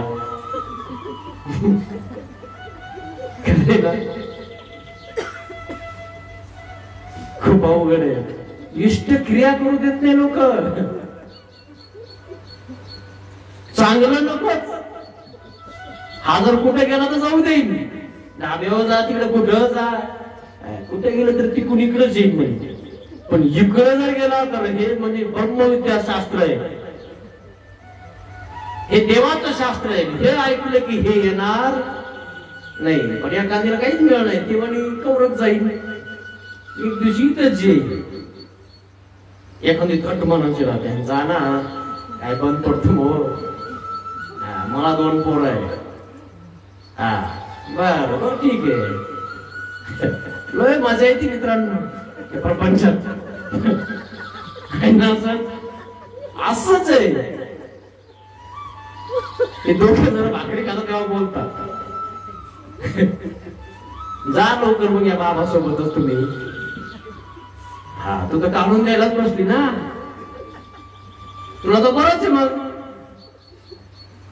पुन्हा हे माघार घेतो. आम्हाला माहिती पण तुम्ही नाही जाणार. झालं का पुन्हा तिथं झालं. पण हे असं म्हणताना म्हणताना म्हणताना एक दिवशी हे जातच. आता लय झालं गड्या, आता लय झालं, आता जाणार. जा. जाताना तर परत येत नाही. ते म्हणते बा गेले तर परत नाही आले. लोकही नाव घेतात. खरंच देवधर्म करता बरं का ते आता चांगले झाले. हे तर आधी उगाच कोण्या वाटे बसायचो. दुश्मन सुद्धा नाव घ्यायला लागले. अरे मोठा बाबा झाला म्हणे तो, लोक पाया पडतात त्याचे. इथं उगाच फिरत होतं म्हणे इकडे तिकडे. चांगलं झालं म्हणे त्याचं. आता भावगीतले लोक सगळे, गावातले पंचक्रोशीतले लोक त्याचं नाव घ्यायला लागले. देव होणार मित्रांनो. एक दिवशी सोडून द्या हा सगळा प्रपंच. शेवटी संन्यास आश्रम सांगितलाय ना, तो काही आमच्याच पंथाने सांगितला असं नाही, सर्व पंथाने सांगितलेलं आहे. शेवटी निवृत्त झालं पाहिजे. महाभारतातलं युद्ध झाल्यावर काय झालं, निवृत्त झाले ना, ते सरकले ना देवाकडे. असा प्रकार आहे मित्रांनो. तो ढेकळ हातात घेतला, विघरला, तसंच देह आहे. काय खरंय आपलं, विचार करायला लागले. आता 3 महिन्यात अनुसरण घेऊन टाकू. दिवस कमी करायला लागले महिमट्ट. पुन्हा विचार केला, 3 महिने कोणी पाहिजे, 3 आठवड्यात करून टाकू. ज्याची त्याला करून टाकू, वाटण्या करून घेऊ. एक पोरगी याच्याकडे लावू, एक याच्याकडे लावू, आणि म्हातारी एक जणात घालून देऊ. एक एकर त्याला शिल्लक देऊ. 8 दिवसात वाटण्या नाही झाल्या तर वाटण्या करता नाही लय अवघड.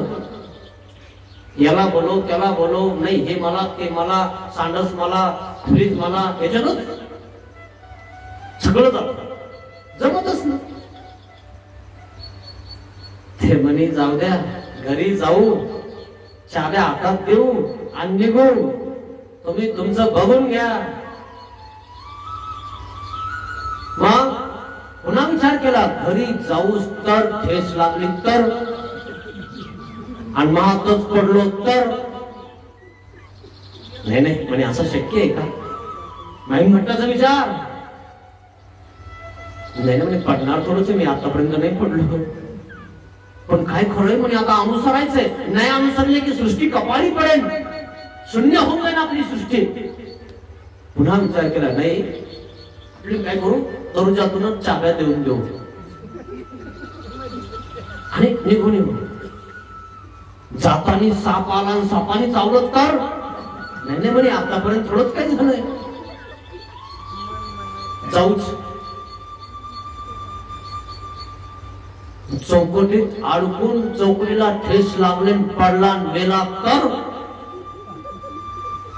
विचार कसा बदलायला लागला बघा. म्हणे जाऊ द्या, चौकटीची ठेस लय वेळेस लागती आणि आपल्याला नेमकी लागली ना आपण पडलो तर आणि गेलो तर सृष्टी कपाळी पडेल. जाऊ द्या, दुसऱ्या चाब्या करून घेतील, काही गरज नाही चाब्या नेऊन द्यायची. विचार बदलला. माहीम भट्ट रुद्रपूरच्या दिशेला निघाले. पण इथं जर संन्यास घेतला तर आपले सगळे सोयरे सखे ही वाई जावाई जवळच आहे, स्वामींना त्रास देतील, लगेच गाडी भरून त्या ठिकाणी येतील. माहीम भट्ट चला, मी नाही संन्यास घ्याय, कोण देत आहे, भानगड होऊन जाईल, इथं देवाला त्रास होईल. विचार केला, देवाने श्री गोविंद प्रभू महाराजांचा अवतार सांगितला, तिकडे जाऊया, लांब जाऊया, लांब दीक्षा घेऊया, जवळ नको. आता काही लोक चांगले आहेत ना, जवळ नको, लांब. हे आले नाही पाहिजे, मी लवकर आलो नाही पाहिजे, म्हणून रुद्रपूरला निघाले. मग भिक्षा करावं लागेल आता. निघाले. कपडे एवढे भारीचे होते मित्रांनो माहीम भट्टाच्या अंगावर. माहीम भट्ट 60 भाज्या खात होते, त्याची चव घेत होते. पदार्थ किती असतील खायला. त्यांचे कपडे एवढे महागाचे होते, त्यांनी कपडे काढले, एका ब्राह्मणाला दिले, त्याचे जुने कपडे घेतले. आणि तो ब्राह्मण म्हणतो मला नको हे. म्हणजे का, हे माझं जिरे ना, हे जर तुमचे जर कपडे इतके महागाचे मी घातलो ना, लोक मला त्या कपड्यासाठी त्या ठिकाणी लुचतील, माझे कपडे फाडून घेतील, कोण आणले तुझे कपडे, मला जिरे ना. फक्त सांगायचं माहीम भट्टाने दिले. इतका दरदरा होता माहीम भट्टाचा. तुमच्या घरात दरदरा नाही. नुसतं सांगायचं सराले कार माहीम भट्टाने दिलेला आहे, हे कपडे तुमच्या अंगाला कोणी धक्का लावणार नाही. इतका दरदरा होता मित्रांनो. माहीम भट्ट म्हणले की सगळं विद्यापीठ घाबरायचं, राजे राजपूत घाबरायचे. पण राजाला मी एकदा देवगिरीच्या त्या ठिकाणी किल्ल्यावर पोटळी बांधली होती ना, ती तोडून घेतली होते. कोण आलाय म्हणे, बोडखे म्हणे ना, शेंड्यांना फेंड्या. आणि यांनी पोटळी तोडली म्हणे राजान.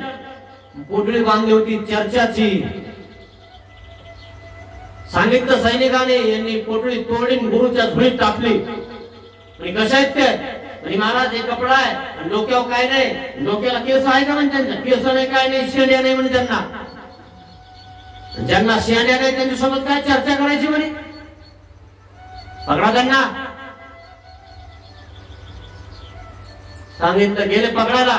सांगितलं काय चर्चा करायला तयार आहे, माझ्यासोबत चर्चा करा. तुम्ही बांधता ना, या 350 आसूची पोटळी बांधली ना, चर्चा करून घेऊन जा म्हटले ना, मी चर्चा करायला तयार आहे. ते म्हणजे तुम्हाला केस नाही, तुम्हाला शेंडी नाही,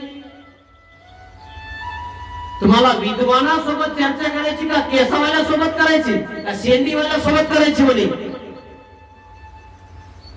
मग केस तर कोण्या बाईला आहे त्यांच्या सोबत करा ना.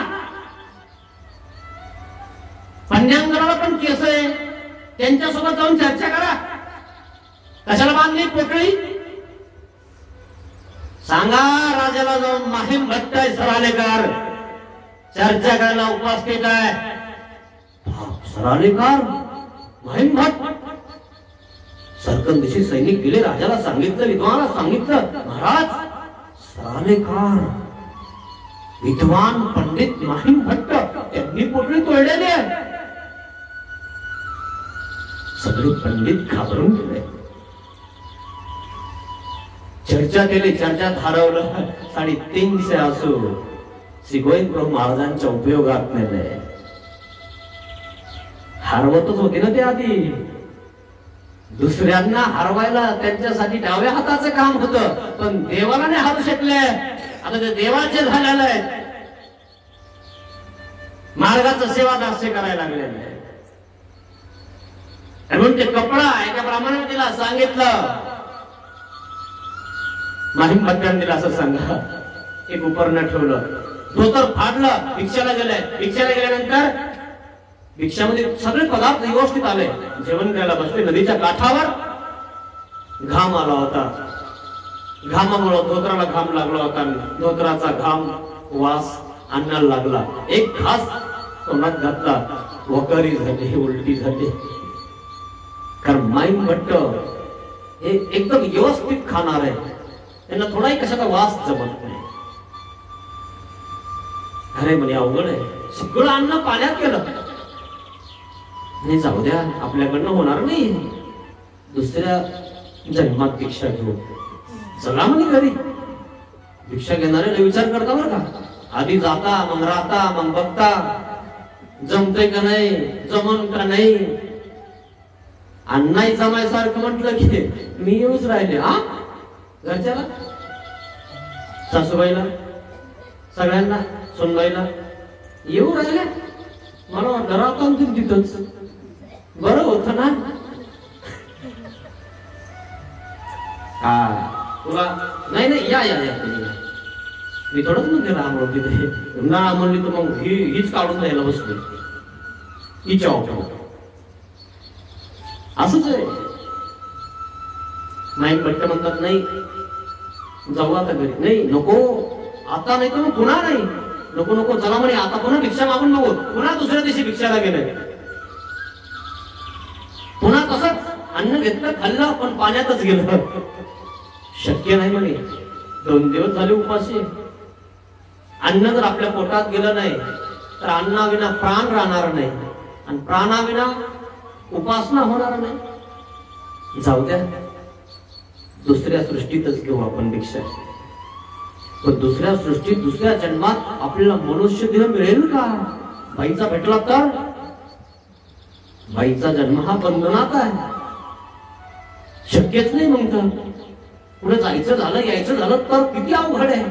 आता सध्या आपण कुठं जाऊ शकतो, कुठं येऊ शकतो. आणि जर अनाधिकारी देह भेटला, लेपिक स्त्री भेटलं तर कुठं जाणंही अवघड होऊन जाईल. सगळं आपलं हे होऊन जाईल. नाही नाही असं थोडंच आहे, बघू ना. नको नाही नाही नको नाही हो नाही हो हो नाही हो नाही. शेवटी ठीक केली नाही, जायचाच, भिक्षा घ्यायची. गेले भिक्षाला. तिसऱ्या दिवशी बस भिक्षाला गेले. भिक्षा आणली, बसले नदीच्या काठावर. एक घास हात केला, बाई आपली. आता मी माहिया जिंकले, आता तर मी कसाच सोडणार नाही. आता तर मी देवाला जिंकणार, वापस जाणार नाही.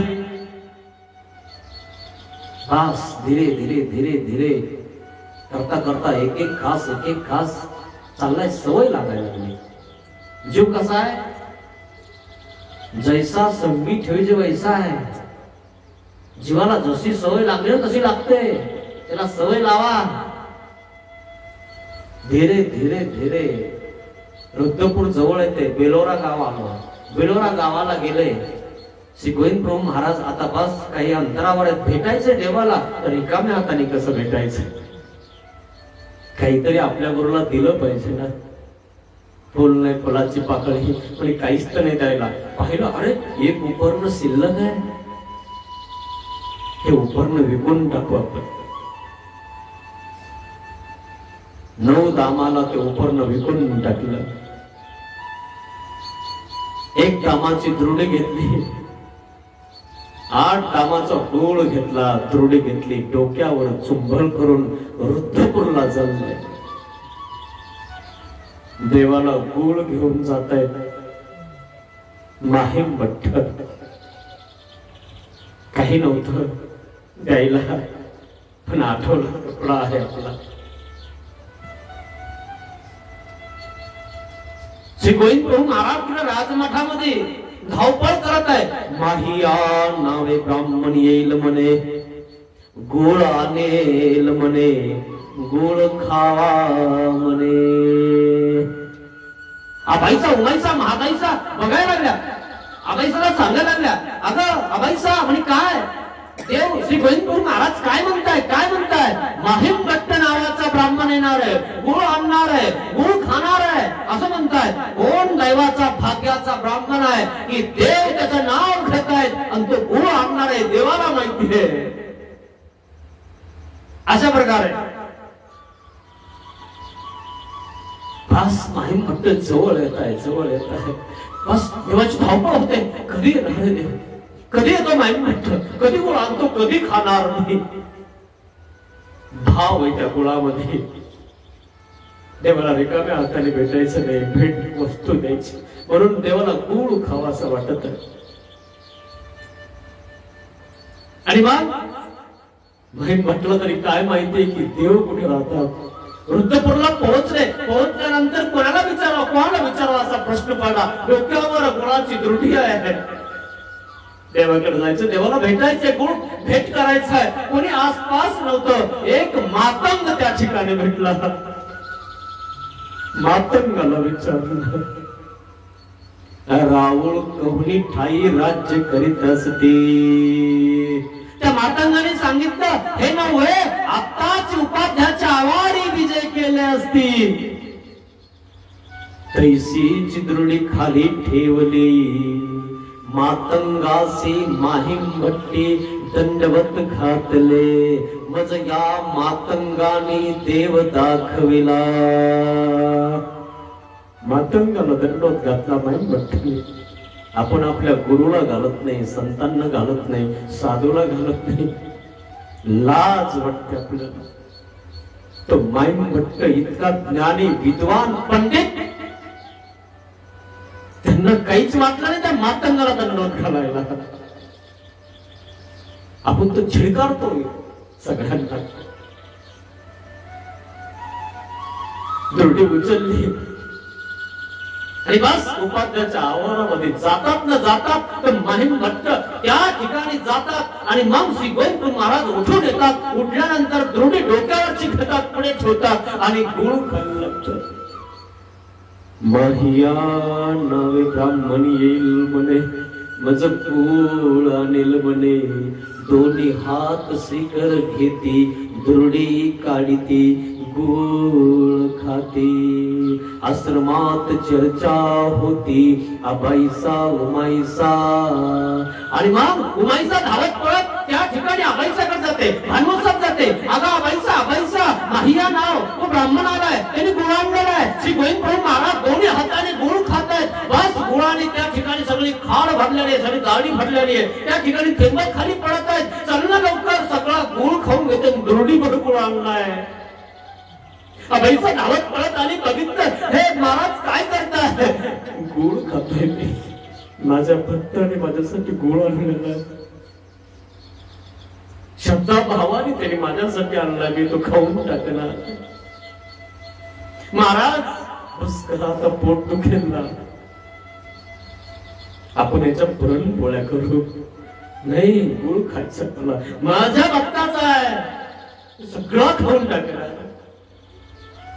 जैसे द्वापार युगात सुदामाने 3 मूठ पोहे आणले, ते बुरसेल पोहे श्रीकृष्ण भगवंताने खाल्ले. ती कथा नाही कथा.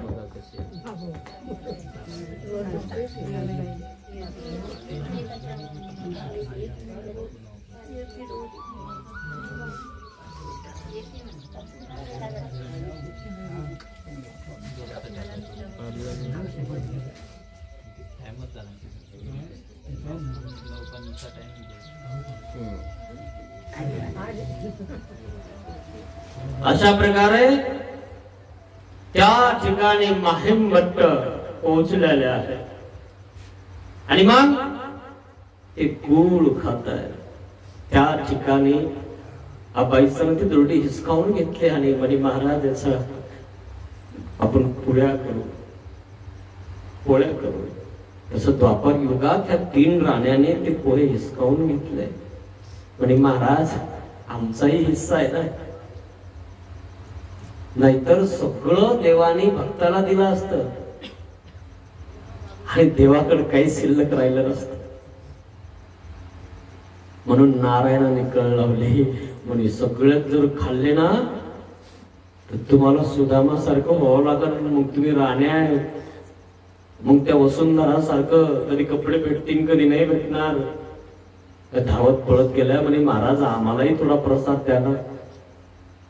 तसा अभयसाने ती दुर्डी हिसकावून घेतली आणि द्वापर युगात त्या राण्यांनी ते पोहे हिसकावून घेतले आणि महाराज आम्हालाही देणार. आणि मग बाकी शिल्लक राहिलं नाही तर शिल्लक काहीच राहिलं नसतं. सगळं देवाने उदारपणाने देऊन टाकलं असतं. असं मित्रांनो, माहीम भट्ट श्री गोविंद प्रभू महाराजाकडे गेले, राहा लागले, अनुसरले, दीक्षा घेतली आणि मग म्हणायला लागले आता मी मार्गात राहतो, मला काही काम द्या, व्यापार द्या. अभयसा म्हणते इथं काहीच काम नाही. आणि असं कसं काय, काही तर असेल म्हणे काहीच नाही. झाडतो कोण म्हणे ती उमाईसा. मग हे कोण करतं म्हणे नाही महादाईसा करते. ते कोण करतं म्हणे ना ती उमाईसा करते. मग अशा प्रकारे त्या ठिकाणी कामच नाही म्हणे काही. माहीम भट्ट काय म्हणले, माहीम भट्ट म्हणले काम नाही असं कसं काय, चुलीला पोत्र कोण घेत. हा म्हणे ते कोणीच करत नाही. राख काढणं आणि चुलीचा पोत्रा घेणं मी करत जाईल. तो व्यापार घेतला मार्गात मी करत जाईल. अशा प्रकारे माहीम भट्ट देवासाठी आपल्या जीवाची राख रांगोळी करतात आणि आपण आपल्या प्रपंचासाठी राख रांगोळी करतो. अजून त्या चुलीची राखच खातोय, अजून सुटणार. सगळी राख दिसायला लागली आपली, तरी देवाकडे वळणार. कधी वळणार आहे मित्रांनो, याचा विचार तुम्ही करा. ज्ञान झाल्यावर तरी परमेश्वरला शरण जा मित्रांनो, असं करू नका. अशा प्रकारे या ठिकाणी ज्ञान माहीम भट्टाची लीळा या ठिकाणी झालेली आहे, ती या ठिकाणी संपलेली. नामे बोध या ठिकाणी मी तुम्हाला सांगितलं. आज शिवजयंती आहे, छत्रपती शिवाजी महाराजांची जयंती आहे. तर त्यांच्याविषयी जगात भारी 19 तारीख फेब्रुवारी असं म्हणतात. 1630 ते 1660 या दरम्यान 1680 पर्यंत शिवाजी राजे भोसले यांनी राज्य केलं. शिवाजी राजांचं वागणं, बसणं, उठणं इतकं सुंदर होतं ना. त्यांनी आपल्या जनसमुदायाला इतकं चांगलं संस्कार देऊन त्यांना घडवलं होतं. शिवाजी राजे शेतकऱ्याला इतकं सांभाळायचे की आपल्या सेनेला बजावून सांगायचंय, शेतकऱ्याच्या देठाच्या मिरचीच्या देठाला हात लावायचा नाही, नाहीतर तुमचे हात कलम केले जातील, असे स्वतःच्याच सेनेला बजावणारे शिवाजीराजे भोसले. शेतकऱ्याकडनं बोलायचे, शेतकऱ्यांचा जास्त कर ते घेत नव्हते, अशा प्रकारे ते होते. सदैव नीतिमंत राज्य करायचे, नीतीनं वागायचे. निमान त्यांची नीती अशी की त्यांच्या आईने जिजाऊने त्यांना इतकं सुंदर संस्कार दिलेला आहे. त्या राजाची आज जयंती आहे. कसा संस्कार आहे, ज्या वेळेस शिवाजी राजे एक दिवस नाच बघायला जातात, त्यावेळेस शिवाजी राजांची आई मासाहेब बघते की आज तुम्हाला उशीर का झाला, तर कोणी सांगत नाही. आणि मग शिवाजी राजे यांच्या चेहऱ्यावर नाही ओळखून घेते की तुम्ही नाच बघायला गेला होतात. जर त्या नाचणारीच्या जाग्यावर तुमची आई असती तर तुम्ही बघितलं असतं बजावलं त्या ठिकाणी माझ्या मनामध्ये तुला घडवण्यासाठी, राज्य चालवण्यासाठी मी तुझ्यासाठी काय करत आहे आणि तू काय करतोस? नाच बघायला जातोस? लाज वाटत नाही तुला? त्याच क्षणी आपल्या लेकाला त्या ठिकाणी माँसाहेबाने बजावलं आणि म्हणून शिवाजी राजा असे घडले मित्रांनो. आणि म्हणून कल्याणच्या सुभेदाराची सून एक दिवशी पकडली. पकडल्यानंतर काय झालं? पकडून आणल्यानंतर शिवाजी राजांच्या दरबारात उभा केले. उभा केल्यानंतर ती सून इतकी नाजूक आणि इतकी सुंदर होती, जर ऊन पडलं तर तिचे गाल त्या ठिकाणी लाल होत होते. इतकी सुंदर आणि नाजूक होती, कोमल होती, हरणासारखी त्या ठिकाणी दचकायची, इतकी ती घाबरायची. पण त्या ठिकाणी पकडून आणलेले, दरबारात उभा केलेले असताना त्या ठिकाणी सुभेदार सांगत आहे की महाराज ही तुम्हाला नजराणा म्हणून मी भेट आणलेले. शिवाजी राजाने त्या ठिकाणी आले आणि पालखीमध्ये बघितल्यानंतर त्या ठिकाणी ती सून इतकी घाबरली, हरणासारखी फडफडायला लागले. आता हा शिवाजी काय करणार? जसे आमचे लोक करतात, अत्याचार करतात, तसंच माझ्यासोबत करणार का? म्हणून ती घाबरत आहे. घाबरल्यानंतर त्या ठिकाणी बघितलं, दचकल्यानंतर लाल भुंग झाली. आणि मग त्याला आठवलं माझ्या आईनं मला काय शिकवण दिली. अशीच मुची आई असती सुंदर रूपवती, आम्ही सुंदर झाले असतो वधले छत्रपती. आम्ही सुंदर झालो असतो पण अजून सुंदर होण्यासाठी छत्रपती आमचे अजून पाहिजे होते. तर आमचे छत्रपती आमच्या सोबत नाही राहिले. शिवरायाच्या दरबारामध्ये त्या युवती मोहकती, शिवरायाच्या दरबारात ती मोहक अशी युवती आणलेली आहे. मग सुभेदाराची सून लाडकी भयंकीत ती हरणावानी. घाबरायला लागली ती हरणासारखी. त्या सुभेदाराच्या सुनामध्ये आपली आई बघितली शिवाजी राजांनी. आणि म्हणून आपण सुंदर झाला असतो. आपण प्रत्येक स्त्रीमध्ये, बाईमध्ये आई बघितली पाहिजे.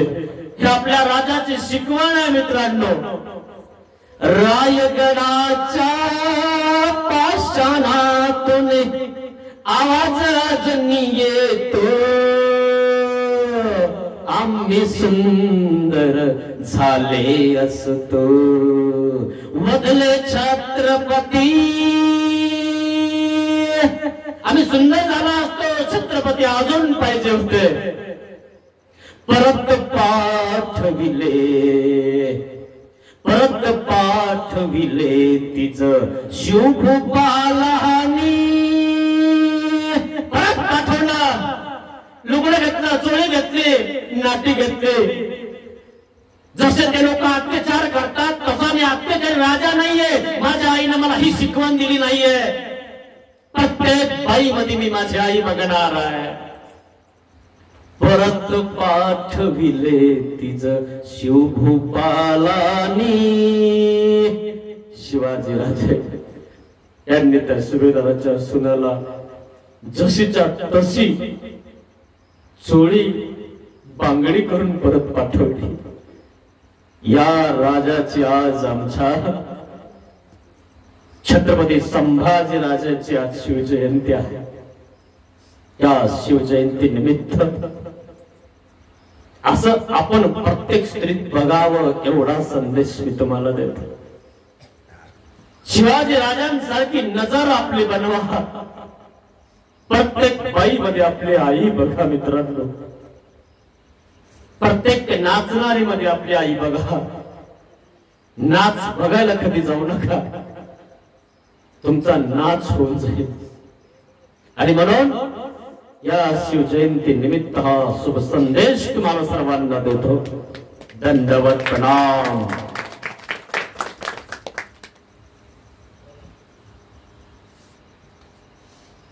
उद्या दंडवत घालून द्या कोणाचा, ज्यांचा दंडवत आहे. आता उद्या आणि परवा 2च आपले दंडवत राहणार आहेत. नंतर 22 तारखेला तर आम्ही जाणार आहेत दंडवत.